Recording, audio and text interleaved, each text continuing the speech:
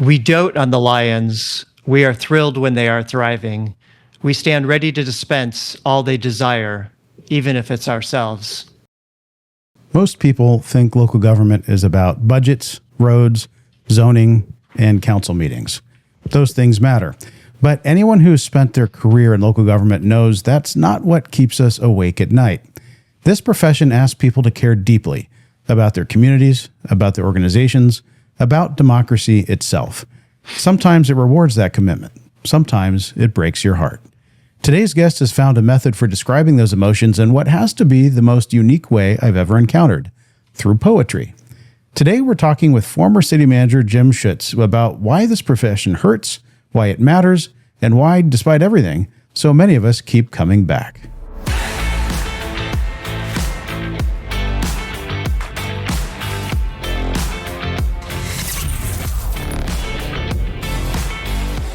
Welcome to Gov360, your full circle view on local government leadership. And now, the most watched local government podcast in America. Just last week, we launched the Gov360 community hosted on Patreon. I'm incredibly excited about this. Please consider helping us build this community where local government professionals can continue the conversations we start here on the podcast. A place where leaders at every stage of their careers can learn from one another, challenge one another, encourage one another, and build relationships that extend far beyond a single episode. We'll continue exploring leadership through live discussions and masterclasses. We'll share books that have shaped great leaders, resources you can use immediately, and behind-the-scenes conversations that simply don't fit into a public podcast. Also, Wednesday of next week, August 5th, I'll be doing the inaugural Commute with Chris.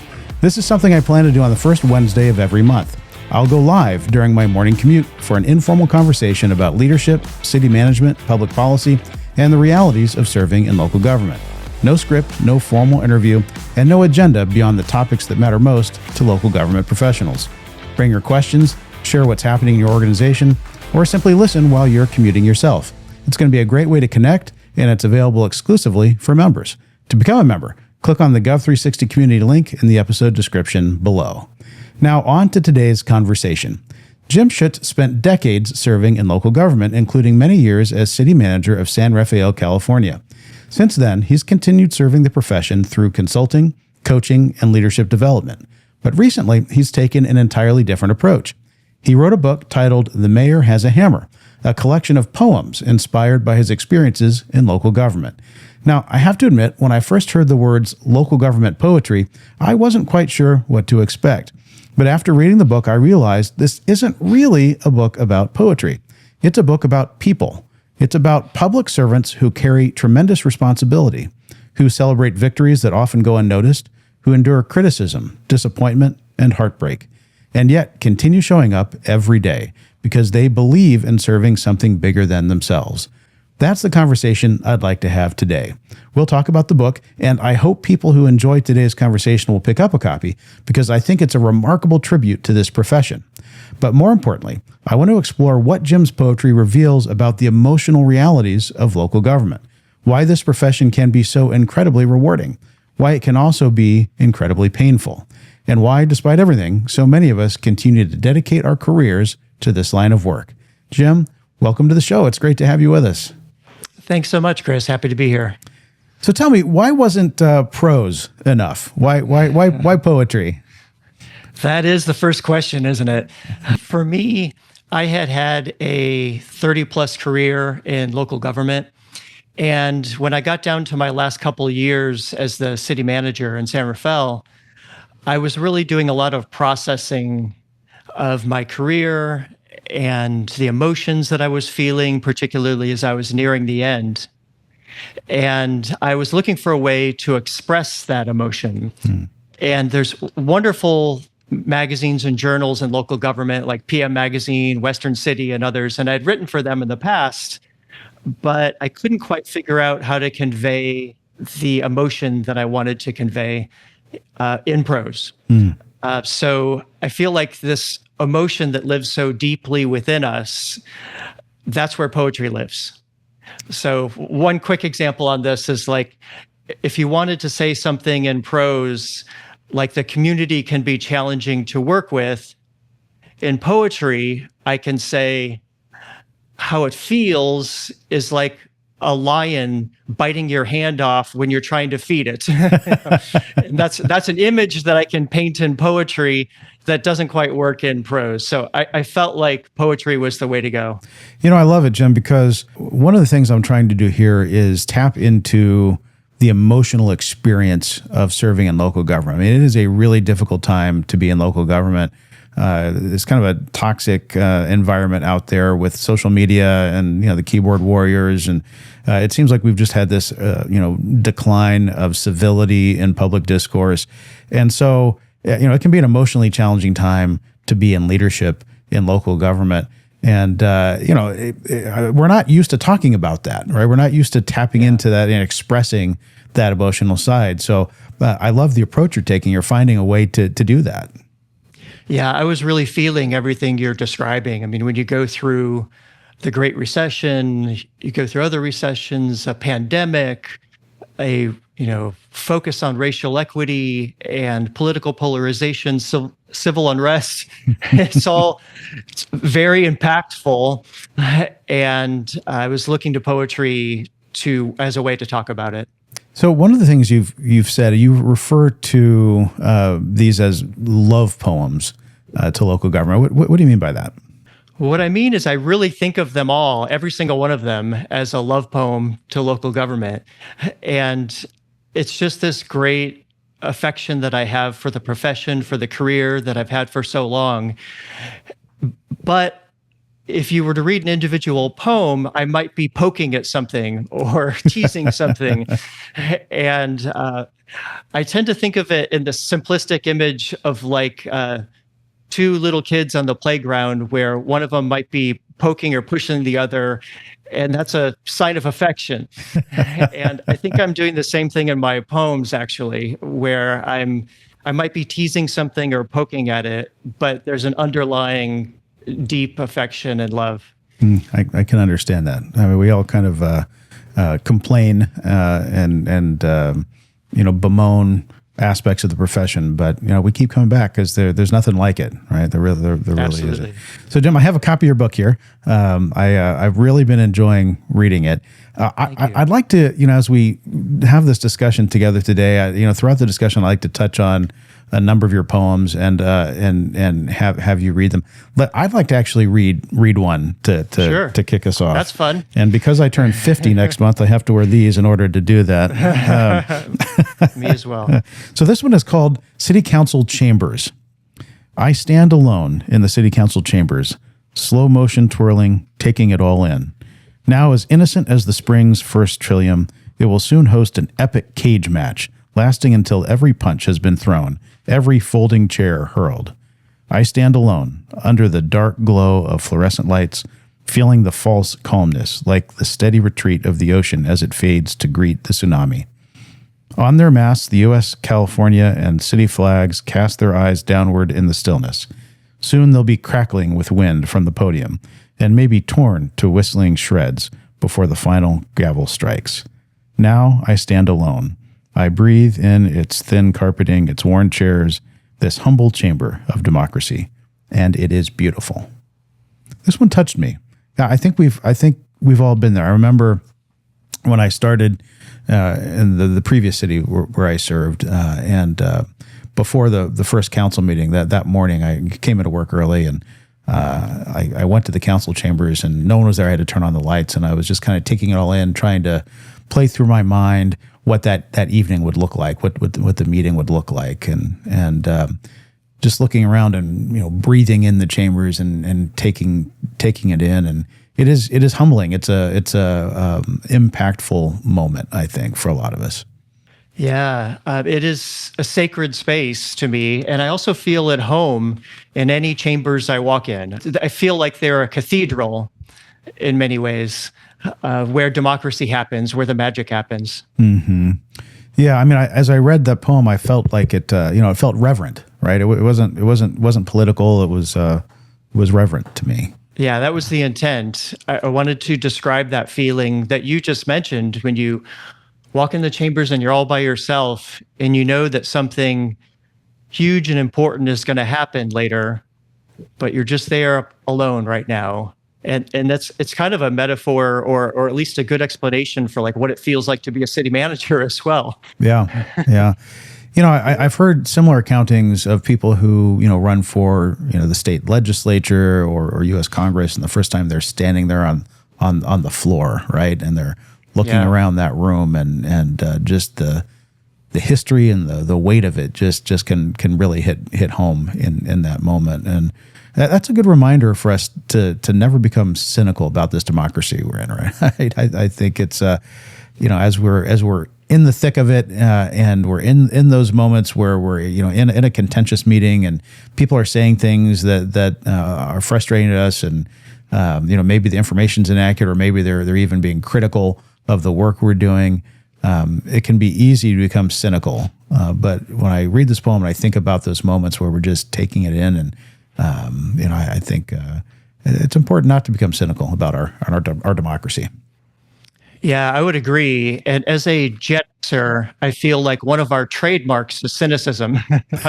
That's something I'm kind of proud of. But when it comes to being cynical of democracy, that's when you can lose it. Yeah, I feel like you start looking the other direction, or being cynical, or taking that for granted, and that's where it can disappear. So, not an area where I can afford to be cynical. Now, when you became a city manager, you were the assistant in that city first, correct? I was, yes. Okay. How did that change it for you at all? Do you think, or was that kind of impactful moment standing in the council chambers? Was that before your first meeting as a city manager, or was that when you first arrived on the job? How was that for you? I think both. I remember being an intern in the city of Santa Barbara and walking in their council chambers and just feeling like it was a cathedral. It's a neat building. And that feeling kind of never changed. Yes. So, yeah, I think it's a little different when you're the city manager, because you realize that there's so much on you, how much you're carrying into that meeting, but similar all along. All right. Well, Jim, I'd like to ask you to read one for us. And one of my favorites was Pride of Lions. I'd never thought of it in these terms, but it really struck me as so true. Would you mind reading that one for us? Sure. Pride of Lions. The day I was entrusted to care for the 3 lions, there was a formal ceremony. I remember raising my right hand, taking an oath. Was it more like a wedding, a celebration that I was conjoined to the 3 lions? Or was it more like one fine final meal before I was shoved into the Coliseum arena, facing either glory or gore? First lion, City Council.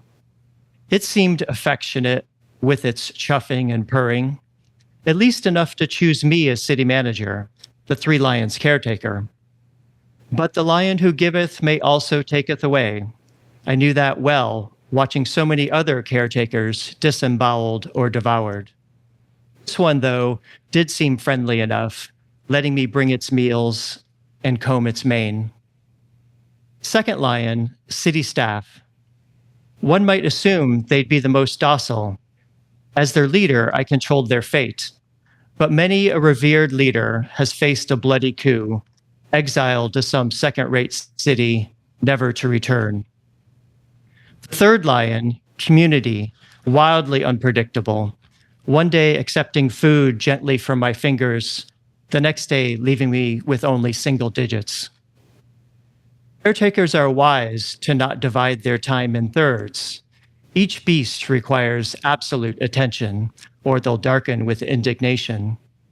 Better to leap back and forth, attending to their needs, making each feel like you are theirs alone. It's a mistake to see oneself as a lion's tamer. It's the beginning of the end. One may not tame the untamable. This is more Serengeti than Siegfried and Roy. We are merely stewards, providing aid for a few years of their immortal lives. We dote on the lions. We are thrilled when they are thriving. We stand ready to dispense all they desire, even if it's ourselves. Wow. Yeah. Really, really impactful. Again, just the imagery, I've never thought of it in these terms before, but it's true. Obviously, as city managers, we work for the city council. I think, as a city manager, I have in my career primarily been focused on that line, right? Like our job is to implement the policies, set by the city council to serve the city council. Incidentally, that's something I think the community often gets wrong. How many times have we heard, well, you work for us, we pay your salary, right? But no, actually we work for the city council. The city council represents you. At the same time, we've been entrusted to guide and care for a staff, right? And there are lots of dynamics there. And at the end of the day, we're in the business of providing services to the community, right? And so the community is a critical element as well. But to think of it in terms of, we're caring for these three separate groups. Which is the hardest to care for? Well, actually, I'd start by saying that this is a good answer to your question of why poetry instead of prose as well, because I could have used any metaphor here, and I intentionally chose lions because I wanted to depict something that was strong and formidable and important. And then the whole steward versus tamer kind of thing, I think is important because I have seen myself as more of a steward than a tamer. I don't think tamer is the role. The role isn't to get the city council in shape to follow the city manager's directions. Right. I think it's more of a partnership. So which one is harder to care for? I think the lesson of this particular poem is that they can all be equally hard to care for. And I've seen city managers lose their job for losing, 2 out of the 3. 3 out of the 3, you're definitely lost your job. Right. 2 out of the 3, you've probably have lost or are losing your job. But you could lose 1 out of the 3 and still not stay in that position. So I think these 3, the council, the community, and the staff, you really need to be making sure all 3 of them feel the love and the support from the city in order to be a successful city manager. Yeah, that's true.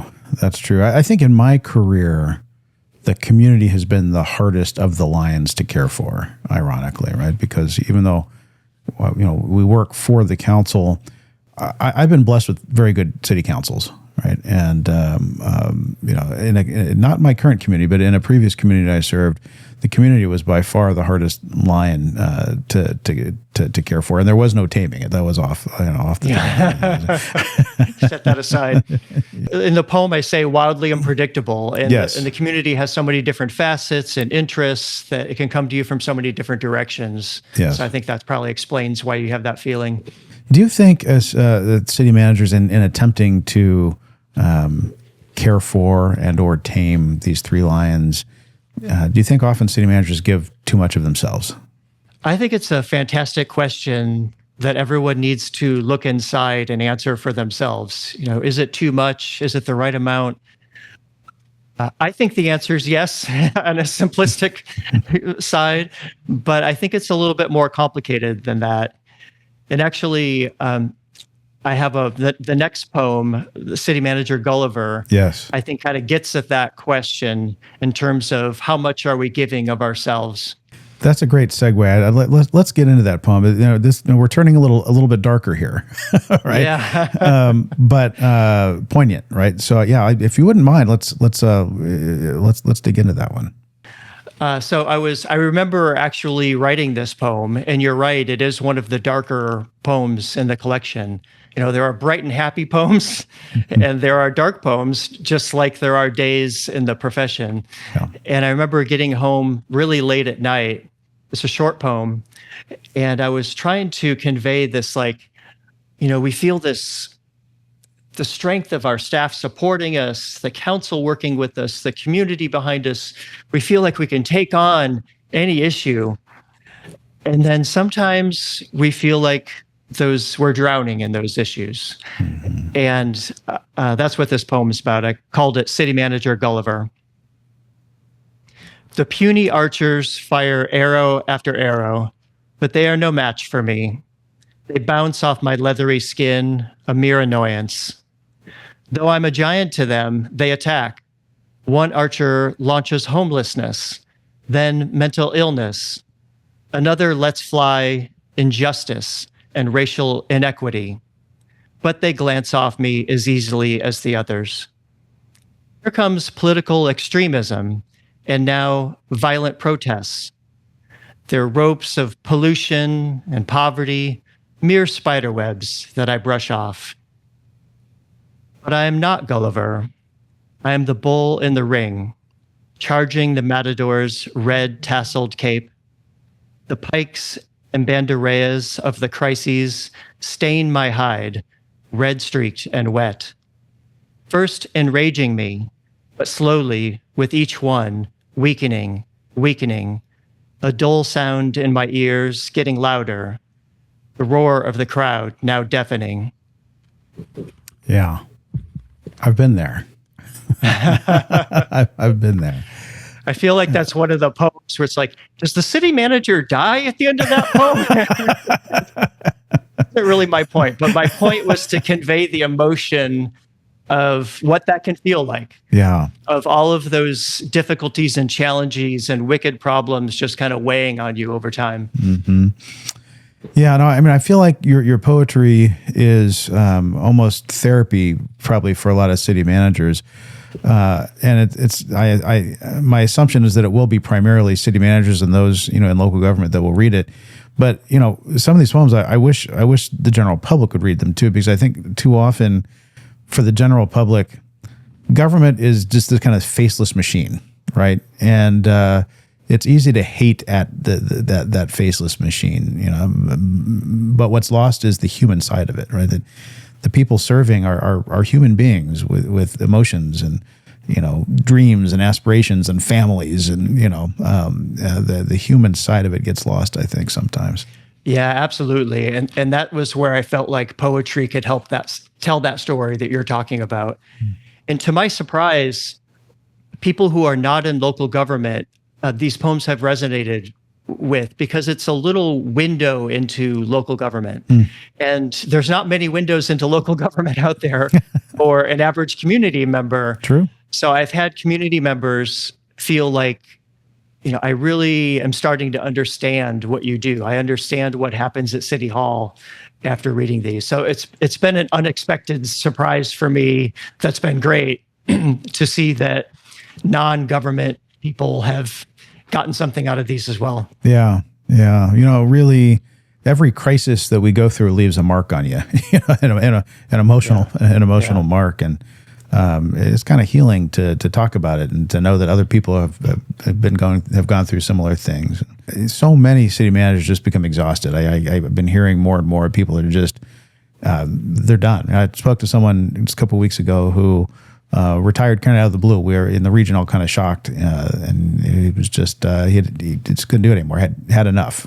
Just the constant pressure, the negativity, and the public having to be on 24/7. For their city council, and just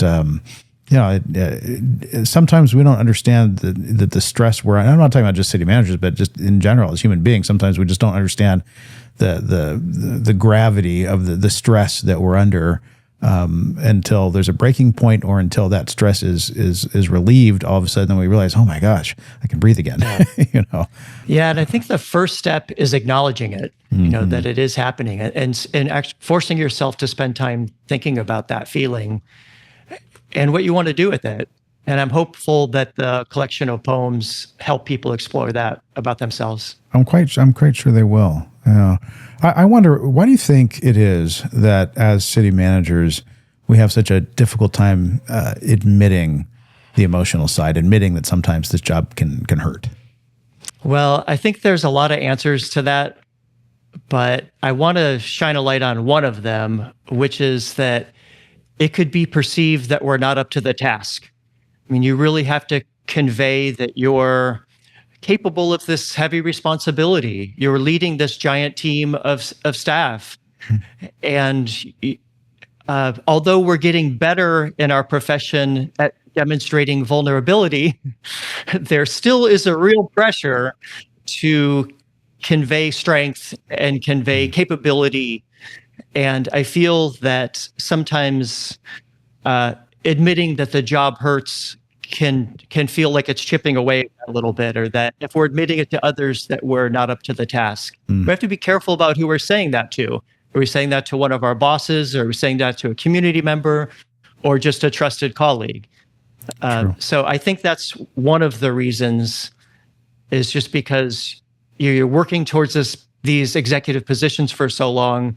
And when you get there, you got to show that you're ready for it and that you can do the job. Yeah. Yeah. No, so true. So I'm hoping that through books like yours and platforms like Gov360,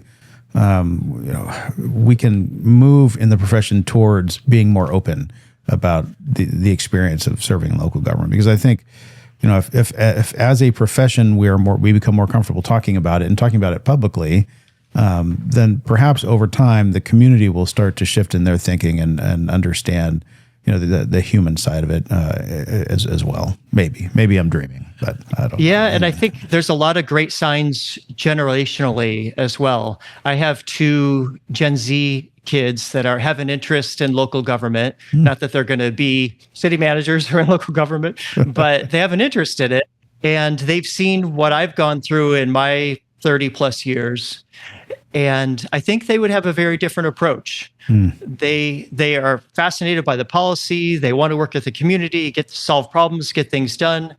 But they also are thoughtful about what's the toll that it's taking on them, and making sure that they have time for themselves, that they're having fun when they're doing it.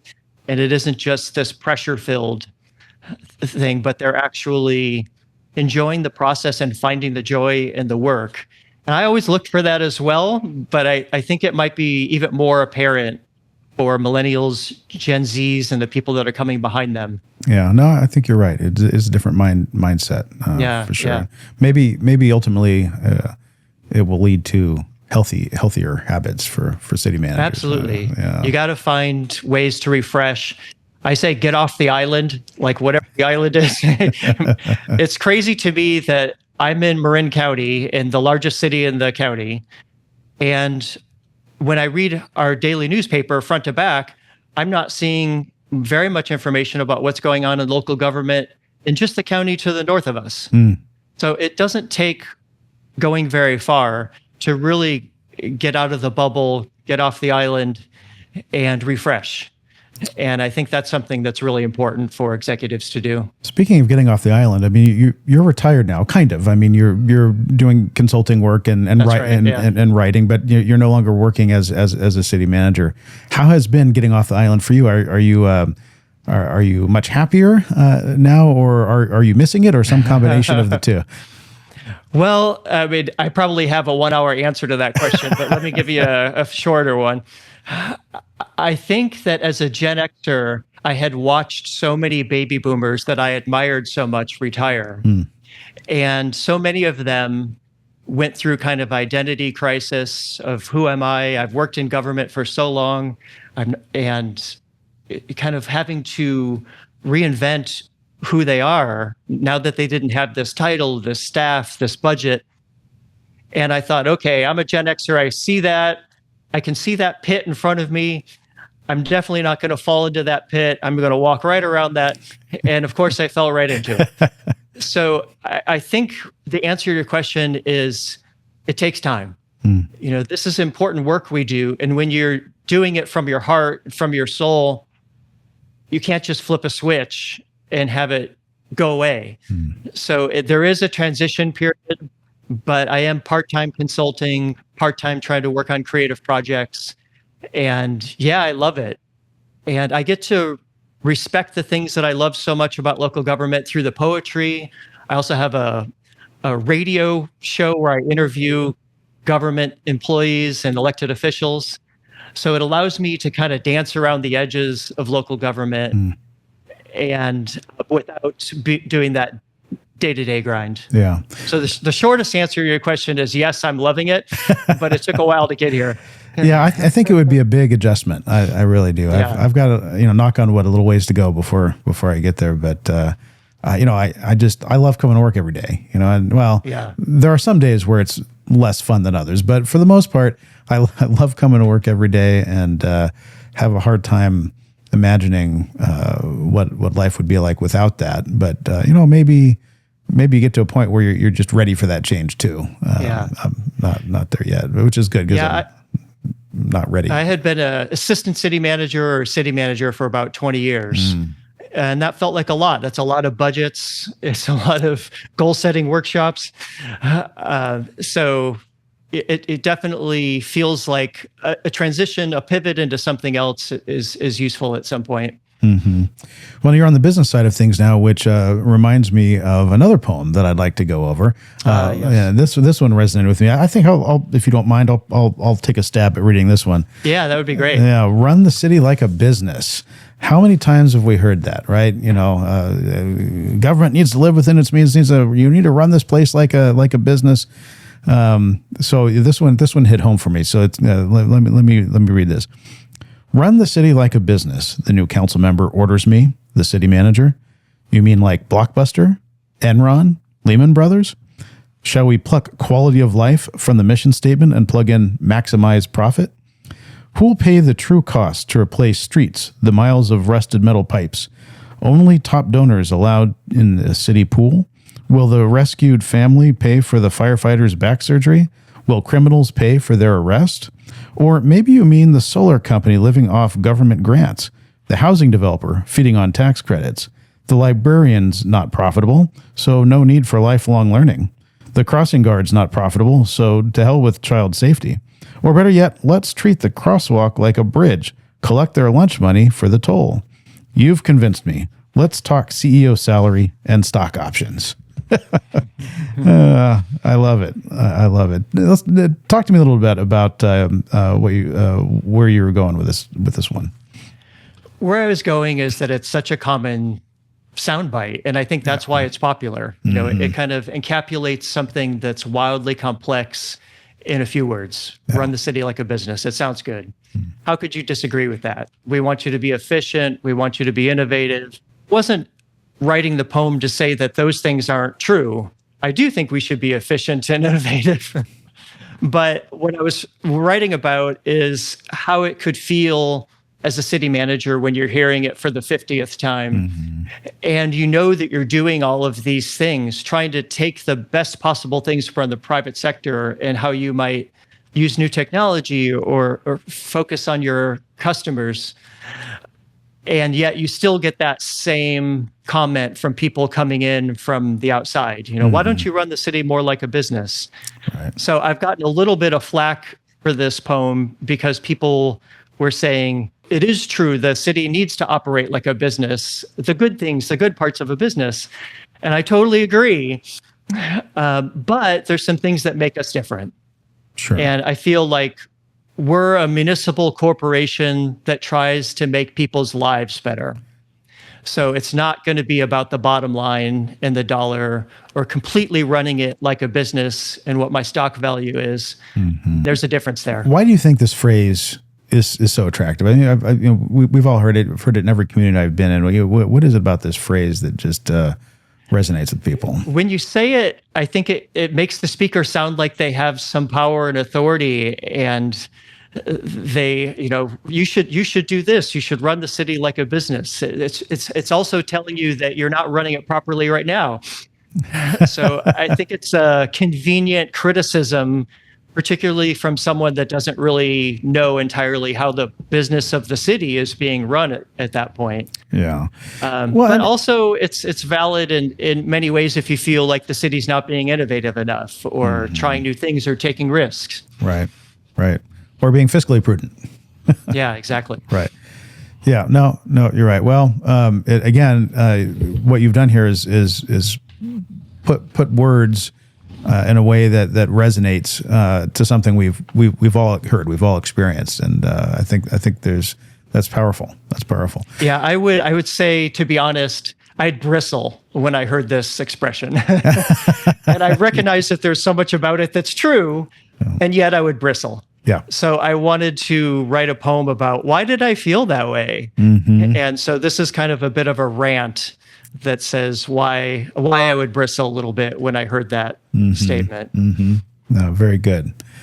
All right, one more. This one I like, It's a little dangerous. I'm going to let you read it. It's called "Don't Run Sure, for." you don't want to read this. It's called. You're retired. You can get away with it. It's "Don't Run for City Council." Don't run for city council if you only aspire to higher office, or to kill the latest development plan, or to ensure no change at all, preferring that time stops with your historic arrival. If you're anti-tax but gripe about shabby streets and parks, or those who want to slash the budget despite never having scanned it. Run, please, because you were flattered by the encouragement of your fellow Rotarians. Don't run if you're intoxicated by your own voice, or to finally have a venue where people have to listen to you. Run if everyone else on the council already looks just like you. Make way instead for the innovators, the dreamers, the romantics, who will the city into the future, who prefer the virtuous path over what's politically painless. Those optimists who inhale conflict and exhale unity, partnering with staff, always breathing as one. For office, if you've studied the city, care deeply for it and all its people, if you can't tell the difference between the crisscrossing roads and your own veins and arteries. Yeah. And despite the title, to me, this one is really about the people who should run for office. Yeah. Because we need good leaders who take the positive approach that this poem so eloquently outlines. In your mind, Jim, what makes a truly exceptional council member? I think an exceptional council member is one who starts with caring about the community and then wants to be on a team to find solutions and assist that community thrive. Mm-hmm. So it's somebody who wants to partner. And I think the best councils have this in common, that they want to be on a team. Mm-hmm.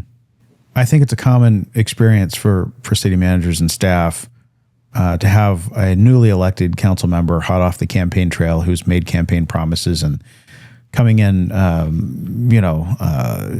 just really energized and motivated to make change and get things done. And then they kind of hit a wall and they realize, oh, wait a minute, there are processes here, right? There are, and by the way, I'm one of, in most cities, 5 council members, and it's going to take 3 to set this policy. And I don't have the authority to, single-handedly direct staff to do like the pet projects that are important to me, right? And sometimes there's a level of frustration there, and then one of 2 things seems to happen from there, right? Either they start to understand the process and become a team player and become effective at implementing the change that they'd like to see, or they become disgruntled, right? Yeah. And angry that the process isn't what they thought it was, and that could be problematic. Yeah, absolutely. I feel like with this poem, I do want to point out what you said in the beginning, which is, I feel like this is a love poem to city council members. So even though I used a poetic method of calling it "Don't Run for City Council," yes, and kind of focusing on some negative traits, but really it's a celebration of what makes great council members. And when I think about this poem and my elected official friends, I really want them to understand that what I mean is, it's not just about these superficial things. It's not just about yourself or your ego. We've seen traits like that in people, but really, I want to celebrate these council members that come to the table wanting to be part of something bigger than themselves, part of something special, partner with staff, and make something happen in the community. So that's what the poem is really about. And I think I would want elected officials to understand that when you're running for office, I think it could sometimes feel solitary. It's one name on the ballot. You may have a campaign manager, you may have people helping you may have a very supportive spouse or family and friends, but ultimately it's your name that's going to be on that ballot. True. So I think we take people that have just gone through that experience and then say, you're one of 5 or one of 7 or one of 1,000 of if you count city staff as well. So I guess I would want elected officials to understand that this poem is actually trying to celebrate them and celebrate the fact that they're strongest and we're strongest, staff is, when we're working together on the same page. Mm-hmm. I like that you phrase it as, a love poem to city council members and elected officials, because really, I guess with everything, every profession, every job, there are people who do it well and do it for the right reasons and have good motivations, and others who are not so much, unfortunately. But I've been fortunate in my experience to work with phenomenal council members, and I've seen in other communities some really unfortunate approaches taken by elected officials, and I've been fortunate not to have to deal with that personally. Yeah, I think that's what I'm trying to do in a lot of the poems, is acknowledge that there can be another side of the coin, and also demonstrate love and passion for the side of the coin that's the positive, the one that we see more often. Yes. So I want to show the warts, but celebrate the love as well. Mm-hmm. No, that's fantastic. I'm glad you're taking that approach. So before we wrap up, Jim, I want to ask you a few questions here, a few sure. Thoughtful questions here. So imagine you're a young assistant city manager or a new city manager coming into the line of work for the first time. What would you tell someone like that today? First of all, I think they made a great choice. That I love this profession. It's so important. And I'd also want to say thank you. There's so many times when you rise up the ranks in local government, the people saying thank you start to decrease. So for somebody getting into this profession, I'd want to say thank you. I see you. I understand the value that you add every day. Would you do it again? Absolutely do it again. I would do it over and over. I'd want to add, though, and this is something I needed to learn better as well, that you need to very intentionally make it fun, build in the joy, get off the island. I have a poem in the book that's called "Take Your Intern to the Zoo Day."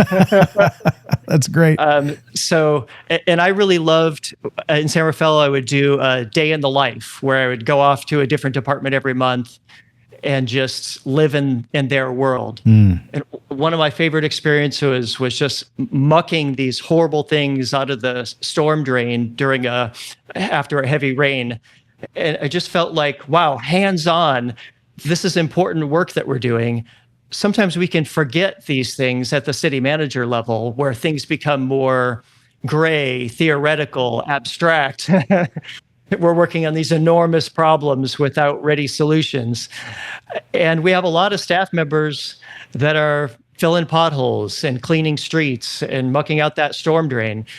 And so it really is a very clear reminder of the why, of we are providing this public service that's extremely important. So I would encourage my former self, or if I were to do it again, or anyone coming into the profession, is you've made a great choice. Thank you for doing this, and find your own ways that are going to allow you to find the joy, plan it into your daily schedule, and make it happen. I appreciate that wisdom. Yeah, I couldn't agree more. There's no job like it in my mind. You have so much ability to not only shape what a community will become, but shape the organization, but to do it your way, right? To have fun with it. I mean, we spend so much of our waking lives at work. If you're not having fun, you need to do something else, right? Yeah. It can be. And I think the rules are changing or have changed. When I grew up in city management or in local government, and it was not okay to have that approach that I just described. It was very serious business. It was about the number of hours that you spent in the office. So I think that the reason why I wrote, take your intern to the zoo day, was to really highlight that it's a new day. We can do things differently. We could actually enjoy this process of building a great community. It doesn't just have to be baggage. It doesn't just have to be stress. Okay, last question, Jim. Complete this sentence. Local government breaks your heart but we keep coming back because? Well, I appreciate the question. So glad you crafted this episode around it. I have a short answer and a slightly longer answer. The short answer works for both of those questions. And that's that the work's hard, but it matters. That's why it breaks your heart. And that's why we keep coming back. It's hard work and it matters. But to go into just a little bit more detail on why it breaks your heart, I think it's because your dreams for the community and what you could actually carry out on the ground have a disconnect in them. You may have these dreams, or at least I did, of I want to create this thriving community. I'm going to alleviate poverty. I'm going to have racial equity. I'm going to have everybody is housed and there's no vacancies in storefronts. And then the reality of, budgets and time, political will, some of these problems being way outside of your control. Yes. And you're only just touching a piece of it. I really feel that it's that disconnect that makes it feel so hard, because you just have this intense passion for making things better. And then when you run up to roadblocks and difficulties in doing that, it's a great challenge, but also can break your heart a little bit. Absolutely. The other side, it's just why we keep coming back is, and maybe it's a good, final statement from me for this episode, is that I think that there's nothing more important than helping to create the world that we want to live in, doing it with people that you want to work with. Yeah. So I think that's why we keep coming back. It's about the people that I write poems about, and it's about doing that really important work that's not going to happen unless someone takes responsibility and say, yes, I want to care for the commons. I want to care for the community. And I'm going to do it with this group of like-minded people. Yeah. Powerful stuff, Jim. Well, Jim, thank you so much. This has been an inspiring conversation for me, for sure. And I'm sure for those who are watching this episode, I think you've really given voice to something that so many people in our profession have felt throughout their careers, but maybe have struggled to put into words, and certainly have never put into poetry. But it's a good reminder that government isn't ultimately about budgets, ordinances, or even infrastructure. It's about people. It's about purpose, and it's about the extraordinary privilege and sometimes the extraordinary burden of serving in the profession. If today's conversation resonated with you, I encourage you to pick up Jim's book, The Mayor Has a Hammer. We'll include the Amazon link in the show notes. If you enjoyed this episode, please subscribe, leave a review, and share it with someone who has dedicated their life to public service. Remember to check out the brand new Gov360 community on Patreon. To become a member, click on the Gov360 community link in the episode description below, or go to patreon.com and search Gov360. Be sure to sign up soon so you can join me on my commute to work for the first ever Commute with Chris, Wednesday of next week. That's a wrap for today. Thank you for joining us on Gov360. Until next time, govern boldly, my friends.